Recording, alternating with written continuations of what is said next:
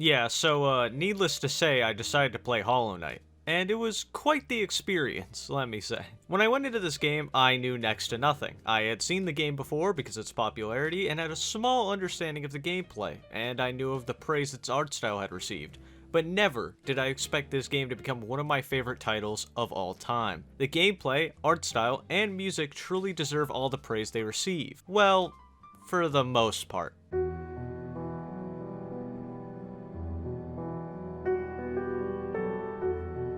Firstly, if this is one of your first videos of mine, you may not be familiar with this format, so allow me to break it down for you. In my search to find quote-unquote video game perfection, I find games that I, or the viewer, deem a contender for video game perfection, and I rate them on a 5-category basis out of 10 each. These categories are gameplay, art style, music, replayability, and story, and of course, it's opinion-based, like anything on the internet. So if you disagree, let me know in the comments, or don't. I don't care.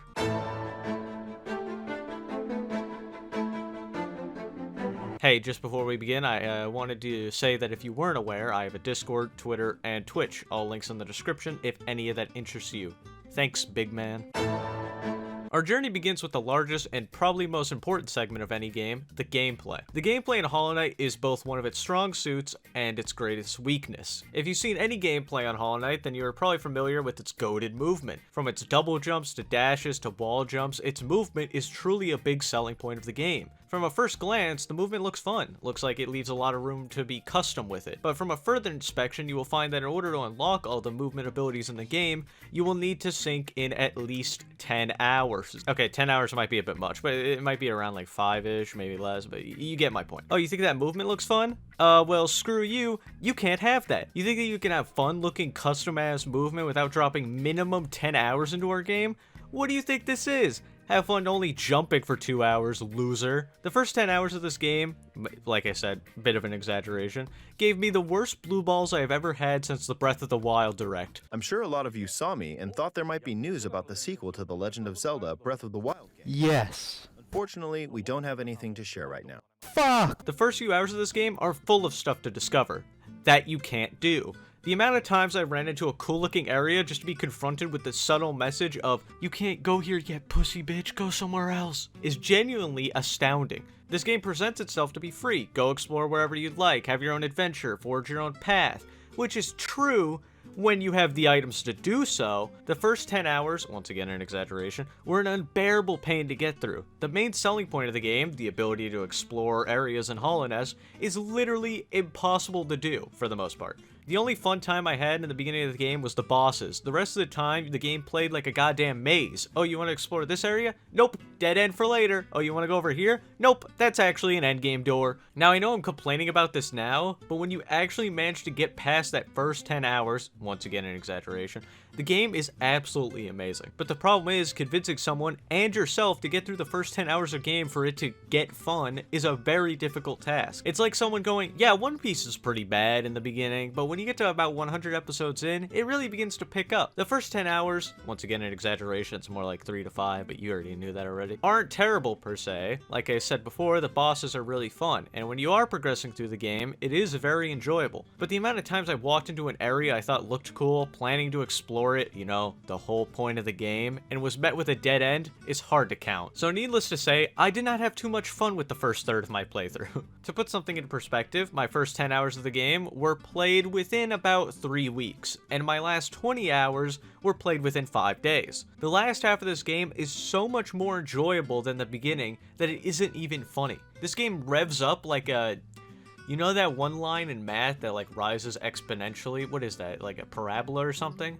My enjoyment of the game went like that, basically. But let's switch the topic back to movement real quick. The movement in Hollow Knight is really good. That's the best way I can describe it. It takes some time to get used to, for sure, but over time, you become a movement god, able to stride through the White Palace with ease. Speaking of, the White Palace is one of my favorite parts of the entire game. The movement abilities in the game make the parkour feel really good, and I'm not sure if the White Palace is some sort of big difficult task in the Hollow Knight community, but I thought this shit was pretty easy. I spent more time fighting the Traitor Lord than in the palace, but that was mostly due to me having a terrible strategy.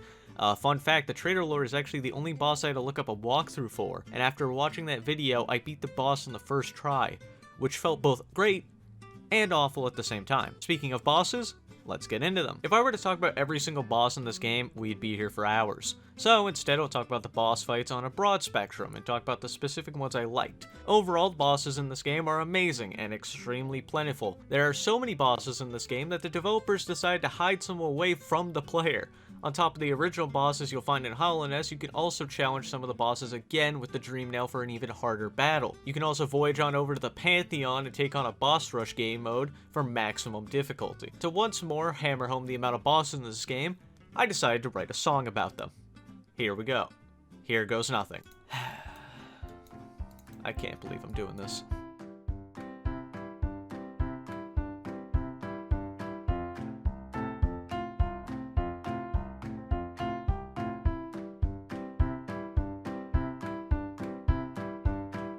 There's a Mimikyu, giant spider spewing lots of coom, and a guy who laughs a lot. There's a crystal with a gun, a Yodori skin, and the easiest boss I've fought. These brothers who want to kill you, and this one smells like shit. I never will refight you, and this one he's quite the bitch. These three have really good music, and this one just won't quit. This one he loves the ceiling, and I made God suck my dick. This one throws heat-seeking missiles, and this one you can't outdash. These two I never even fought, and this one probably feeds on trash. This one he's straight from Florida, and these ones just don't stop. Zote's a bitch, painting and shit and coral sand. This one's your homicidal sister, and this one is just grass. This one ain't real, this one's a bee, and final boss my ass. I hope you all enjoyed my funny song I cooked up there. I did leave out the Dreamer bosses from my little song, but yes, there are 7 extra Dreamer bosses you can encounter in the world of Hollowknight after acquiring the Dream Nail, further showcasing the insane amount of bosses to encounter in this game. But now let's dive in more specifically to some of the boss fights that really resonated with me as I played through the game. Hey you, before we go there, I just wanted to quickly pop in here and say, wow, you're looking great today. Did you do something with your hair? Haha, truly stunning. You should also subscribe and like the video. Thanks, big man. Nightmare King Grim. Grim has made the most lasting impression on me as a player in Hollowknight because of the absolute undying pain I felt while fighting him. Grim's fight is one of the most difficult in the entire game, and as of writing, is the most difficult boss I've fought. Keep in mind I haven't played any of the Pantheons. The amount of insults and cuss words that were spilled over this boss is immeasurable. I was in a Discord call with some friends at the time, and I swear to God, it must have looked like I had Tourette's with how many times I repeated the phrase, I'll censor it for you guys, frick you, P-word, B-word. Hope that came through. The boss fight and the Grim Troop in general is probably my favorite area artistically in the entire game. The arena, the attacks, and Grim himself are all beautifully designed. Although I can't lie, every time I see Grim I think he's from Hazbin Hotel. But even so, all elements of this boss fight are really well done. And don't even get me started on the music. Whoa there. Not so fast. That's for later. Audible wink. So that's all I have to say about Mr. Nightmare King Grim. If you have the game and haven't fought him, I'd give it a try. Is he hard as shit? Yes, but you'll be fine. Mantis Lords. The Mantis Lords is probably the perfect boss for the starting player, and is one of my more enjoyable moments from the entire game. Besides the very overly long walk back from the bench, this boss fight is great. It has enough difficulty in the beginning to probably kick your ass a couple of times, but not enough to the point where it feels unfair. Every move is learned and mastered as you keep trying, and that feeling when you finally kill your second Mantis and know that that third one is low on health is phenomenal. Every boss from then on, besides some of the one-stage fatty bosses, seems to follow the same formula, but for some reason the Mantis...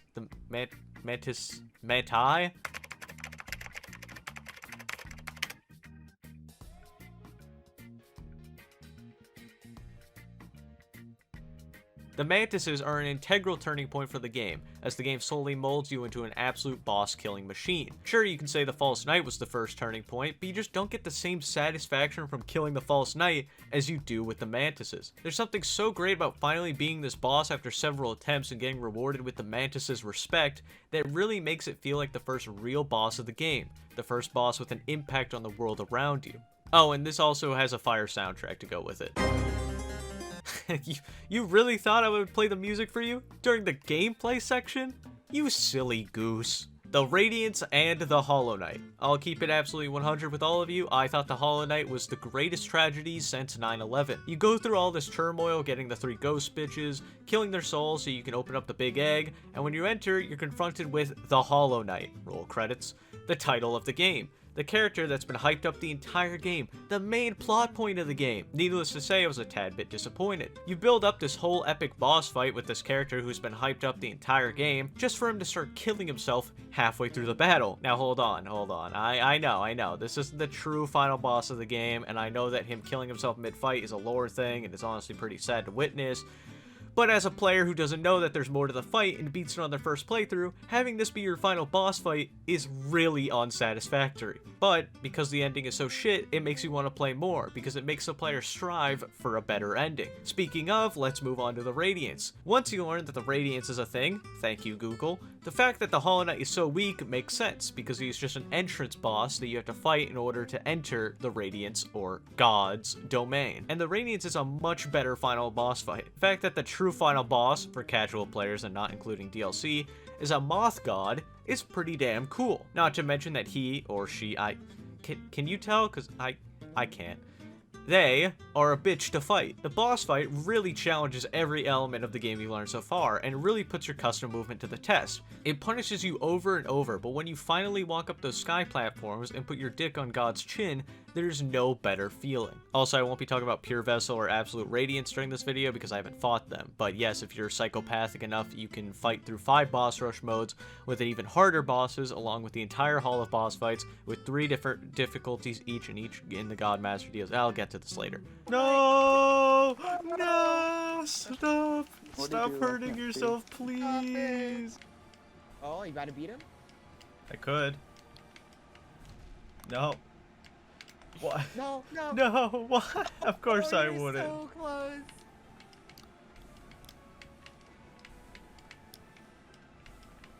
No.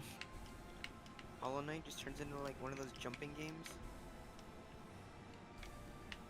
No. Bitch! Fuck you, God! Suck my dick! Hey, yo, the homie's coming to help out. He's like, yo. Fight back! Fight back! I'm kicking God's ass! So like, The black goo is gone. where's the credits? My girlfriend. And yeah, I found out that the Hornet is actually the Knight's sister later, which is a tad bit awkward, if I do say so myself. Oh, she's alive. Well. Well, I'm not. And also, after I beat the Radiance there, I came back a couple days later and beat it on my second try. It's actually not that hard of a boss if you just kind of walk in with the spell casting abilities and just shoot them upwards right off bat, you kind of win. James, Jeff, Russell, wait, Jeff Van Dyck, Russell, Mitchell, Fabian. Next up in the gameplay category, let's talk combat. The combat in Hollowknight feels amazing. Comboed with its fluid movement, it really makes fighting enemies satisfying. On top of the base combat, the various charms you can find throughout the game could switch up your playstyle drastically, offering hundreds of different ways to play the game, which is something that genuinely surprised me when I picked up the game for the first time, expecting the gameplay to be only hack and slash. I soon found out I could play through the entire game with a spellcasting build, a summoning build, a heal build, or even a spam build. This diversity in how you could play the game was my bad. This diversity in how you can play through the game was a pleasant surprise to me, and is one of the most fun parts of the game. You're able to mix and match new charms to build your perfect knight, built specifically for you, the player. This customizable combat is one of the many strong suits this game has, and with charms confirmed to be removed from Silksong, we'll just have to see if the next game can match up to Hollowknight in the combat department, if the game ever comes out. Finally, on to our final, and maybe largest portion of the gameplay, the exploration. The exploration and map of Hallownest are clearly the main focus of the game. The developers put countless amounts of detail into the world of Hollowknight in order to make it feel as alive and deep as it does. To show off the details of the world of Hollowknight, I'd like to cover a few events in-game that really show off the world living around the player. When you finally get all the grubs and bring them back to the old man grub dude, and then decide to come back at a later date, you'll find that Grubberson has consumed all of the baby grubs. Now, what you might say at first is it looks like a horrific sight, is actually more than likely Grubberson sacrificing his body so that the grubs may evolve into Grubberfly. Or the acid in his stomach is really weak and taking a while to digest all the grubs.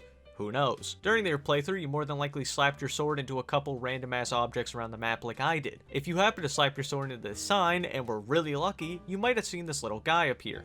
If you happen to, kill it, then this home opens up at the bottom of Dirtmouth, and well, that bug had a life. A simple life, but a life worth living. What have you done?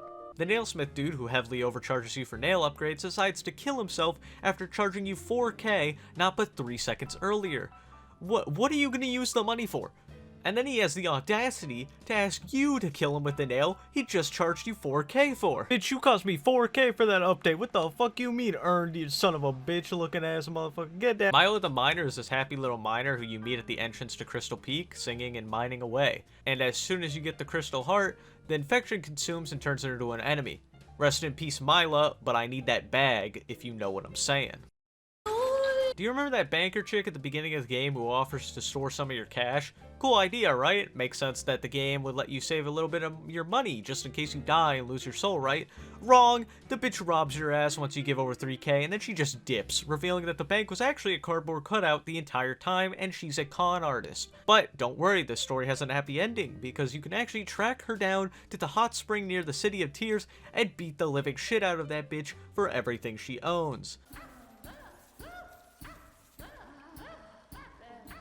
And that's just a small sample of the character events that occur throughout the course of Hollowknight. The game is chock full of things like this that can be found throughout your exploration, but more than likely won't be found. There's so much content in the world to find that you most likely won't find it all yourself. For example, of all those examples I gave not a minute ago, good writing, I only experienced 2 of them in my playthrough. I'm sure there are some of you at home who have played the game and also didn't experience some of the events. The game is full of such life and hidden events and stories that most of them go unnoticed by the average player, which is kind of insane. On top of that, some of the map can go entirely unexplored by the average player as well. The entire hive section of the map can go completely unnoticed because it's all hidden behind one breakable wall that the majority of players will probably miss without outside help. Speaking of, if you're telling me you solved this Abyss Shriek puzzle on your first try without help, you're capping 100%. I refuse to believe anyone could solve this without outside help. As easy as it seems afterwards, I could not figure out what to do for the life of me. But back to exploration. The exploration in this game is really fun actually. When I first went into the game, I thought the boss fights would be the highlight for sure, and while they really are good, the exploration is surprisingly enjoyable as well. And even though you might not have all the movement abilities to access certain areas at first, being able to place markers on the map at places to visit later is an amazing feature. Although I never used them. I went into every one of my Hollowknight sessions with a plan in mind, a couple of goals I'd like to achieve, such as I want to search through the fungal waste, then I want to go back and try to find the failed champion, then I want to take the dream dust from the fight and go back to Moth Lady, then yada yada yada. You get my point. The game almost felt like a grocery store list to me at times, but a fun grocery store list. Another small complaint on the exploration I have is that the stag stations sometimes seem to have too much blank space in between them, forcing you to walk long distances to access some places, which is kind of a pain. If they had a more dense fast travel system, it could have helped the game feel a lot less like a walking sim at some points. So yeah, in summary, lots of cool shit to explore, very cool map, yes, very epic. And for our final topic in gameplay, I would like to briefly cover the enemies. The enemies in Hollowknight are very diverse, and pretty fair for most part. They usually have multiple attacks and good AI, and oh, who am I kidding? I only added this category to talk about the Primal Aspid. Why is it that I've probably lost more lives to this guy than any other enemy in the entire game? Even with maxed out nail, you can't even one-shot this bitch. Every time I go to attack it, I have to dodge the first few bullets. And then I go for an attack and, uh-oh, shotgun blast of hot bubbling cum in my ass. Woo! I hate the Primal Aspid, and I am glad to see I'm not on my own. It seems that most of the fan base also has a hatred for this disgusting, useless piece of shit waste of hardware. But that concludes our gameplay segment of the video. And wow, was there a lot to talk about. Which makes sense, there is a lot of game in this game. That sounded dumb as fuck, but you knew what I was saying. So, let's get to the final score. Hollowknight's gameplay gets a 9 out of 10 from me. Almost solely due to the fact that the first few hours of this game don't really hook the player as well as they could have, which could lead to some players to drop the game before it even gets good. If the game had a greater hook into the experience, instead of dropping the player in without any information or abilities, it may have scored a 9.5. But a 9 is really good, and that's only the first category of 5. So let's get on to the next category, art style.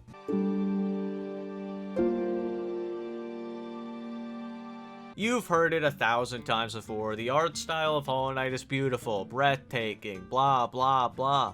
And it's true, it really is all those things, but at the end of the day, it's just bugs. Cool looking, well drawn bugs, yes, but it is just bugs. I honestly just wish I would have thought of making an entire game of bugs sooner, because it clearly worked. But yes, the game's beautiful. From the character design to the different areas around the map, almost everything in this game is visually beautiful. I can't say that much more, so here are some of my favorite designed areas and characters in the game. Oh wow, look at this area. Isn't that neat? Wowzers, Jimbo, would you take a gander at that? Zooey mama, that is quite the art. Yes, much art. Much cool. I must say that this art style is quite excellent in design. Masterly crafted indeed. So yeah, that's about it. Art style is very cool. Does it innovate and do something new? Well, not really. At the end of the day, it's just well-drawn bugs, but like, really well-drawn bugs. So I guess that's something. I especially like the design of the grubs, and this one at Mushroom Enemy. They're adorable. When I first saw gameplay, I thought that the background looked too clustered and would be confusing in the heat of the action, but after playing, I can confirm I never was confused as to what was the background or foreground. The art was seamlessly done, and even though the knight is small in stature, I found myself in very few situations where I lost sight of him. So overall, the art style's good. Nothing too crazy, but it gets the job done and a little bit more. And for that, the art style gets a 9 out of 10 from me.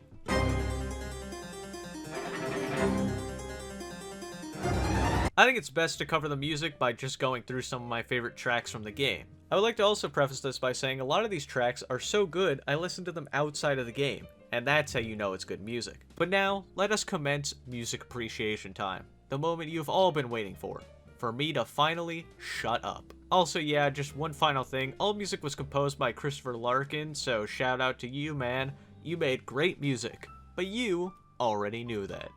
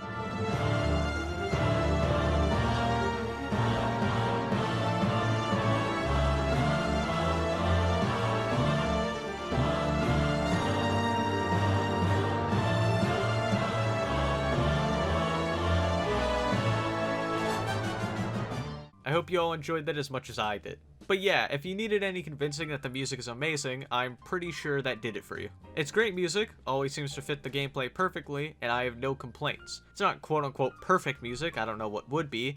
Maybe if the soundtrack literally gave me a blowjob while I listened to it, I'd give it a 10, but for now, it's gonna have to settle for a 9.5. Now onto the games. This is one of the most content-packed single-player experiences I have ever played. The amount of content in this game, including its free DLCs, is actually insane for a story-driven single-player experience. If you beat the game casually, like I did, beating the Hollowknight after about 14 hours of playtime, you will still have hours of content to explore, tons of bosses to face, secrets to find, and even if you complete all that, you can take on the ultimate replayability funhouse, the Godmaster DLC. This DLC lets you refight every single boss in the entire game in 3 progressively harder difficulties that will leave even the best players with content to last them weeks. On top of that, you also have Pantheons, which are 5 separate boss rush game modes containing every boss in the game with increasing difficulties and exclusive new bosses to face. If you want more Hollow Knight content, this DLC has you covered for months. Oh, you don't like bosses all that much? Well then, take on the parkour-rich Path of Pain if you so dare. Want to play the entire game but in hardcore? Take on Steel Soul mode and begin to question all of your life decisions. It's honestly kind of insane to see this much content in a single-player game, especially compared to something like my last video on Cuphead that had little to no after-game content. Overall, I think the only way this game could have more replayability in it is if it just straight up became multiplayer. So for that, my final score for Hollow Knight's replayability is a 9.5 out of 10.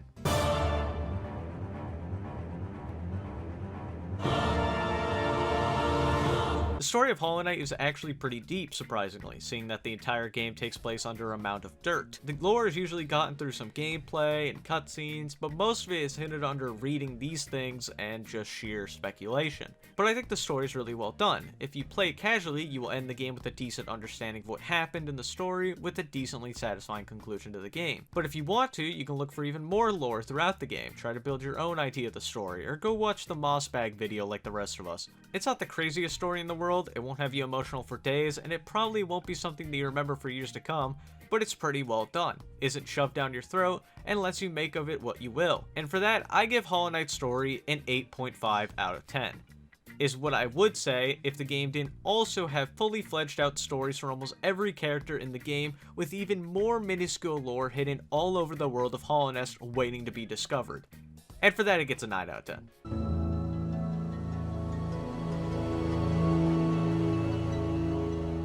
And finally, after all this time, we've come to the end. Honestly, thank you all for making it this far in the video, you the real ones. But now, it's time for the end. Hollow Knight is a near perfect game. When I went into this game, my expectations were pretty damn low.